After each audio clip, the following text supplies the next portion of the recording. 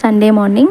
நேற்று நைட்டு தன்விக்காக மில்லட்ஸ்லாம் ஊற வச்சுருந்தேன். ஸோ அதை தான் இப்போ காலையில் அரைச்சி அவருக்காக தோசை பேட்டர் தான் ரெடி பண்ண போகிறேன். இதில் வந்து என்னென்ன சேர்த்துருக்கேன்னா கருப்பு கவுனி அரிசி, சிவப்பு அரிசி, கடலைப்பருப்பு, சென்னா, அது கூடவே பச்சை பயிறு, கொஞ்சமாக சீரகம், மிளகு போட்டு ஊற வச்சுருக்கேன். ஓவர் நைட் ஊற வச்சு மறுநாள் காலையில் எடுத்து அரைச்சா தான் இது கரெக்டாக இருக்கும்.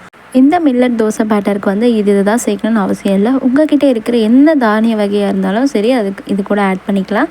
டேஸ்ட்டுமே ரொம்ப சூப்பராக இருக்கும். இது குழந்தைங்கள மட்டும் இல்லை, டயட்டில் இருக்கிறவங்களும் பெரியவங்க எல்லாருமே சாப்பிட்லாம்.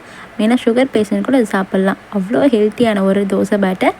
மில்லட்ஸில் வந்து நிறைய ப்ரோட்டீன், ஃபைபர், கால்சியம் இருக்கிறதுனால கொஞ்சம் ஈஸியாகவும் டைஜஷன் ஆகும் குழந்தைங்களுக்கு. இது வந்து 8 மந்த்லேருந்தே தோசை மாதிரி இல்லாட்டி பாயில் பண்ணியாச்சு மில்லட்ஸை கொடுக்கலாம்.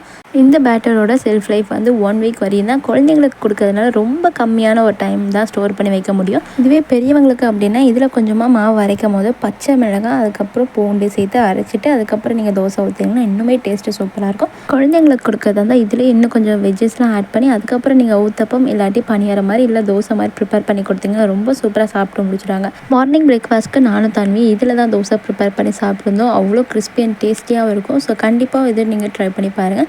அதுக்கப்புறம் தன்விக்காக லஞ்சு தான் ப்ரிப்பேர் பண்ணியிருந்தேன். கேரட், பீட்ரூட் போட்டு பொங்கல் மாதிரி செஞ்சு கொடுத்துருந்தேன். அதுதான் லஞ்ச். அவளுக்கு வீட்டில் நிறைய பூண்டு, வெங்காயம் முளைச்சிருந்துச்சி. ஸோ அதை போய் மண்ணில் நட்டு வைக்கலாம்னு சொல்லிட்டு நட்டு வச்சுருந்தேன். அது வருமா வராதான்னு கூட எனக்கு தெரியாது. இருந்தாலும் மண்ணில் ஊனி வச்சுட்டு வந்துட்டேன்.